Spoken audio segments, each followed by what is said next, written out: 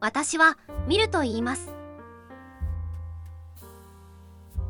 私の父はベンサムさんの友人で、やはり学者で功利主義者でもありました。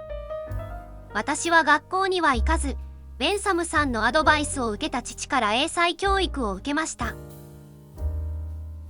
私は一生懸命勉強して父の期待に応えました。でもそれは知識の詰め込みばかりでした。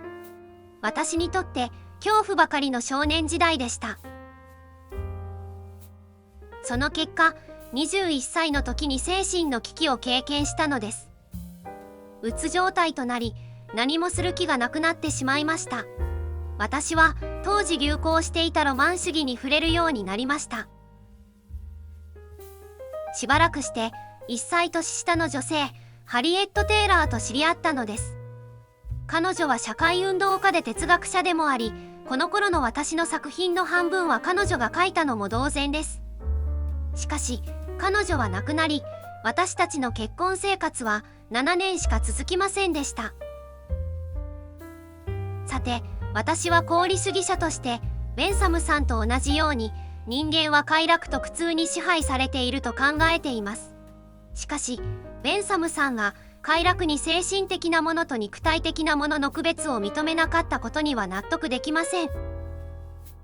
だってそうじゃありませんか。精神的快楽と肉体的快楽に違いがないなんてありえません。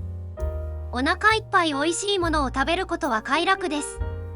素晴らしい芸術作品を鑑賞することも快楽に違いありません。この2つは同じ快楽でしょうか。私にはどうしてもそうは思えません。満足した豚であるよりも不満足な人間であることの方がいいのです。そして満足した愚か者であるよりも不満足なソクラテスである方がいいのです。ちょっと長かったかな。そこで太った豚であるよりも痩せたソクラテスであれという人がいるようですね。ああ、ただしソクラテスは痩せてはいませんでしたが。ジョン・スチュアート・ミルさんは19世紀イギリスの功利主義の哲学者です。ベンサムさんの量的功利主義を批判し、質的功利主義を唱えました。ミルさんの快楽に質的違いを認める立場は功利主義の発展なのか、功利主義からの逸脱なのか、意見が分かれます。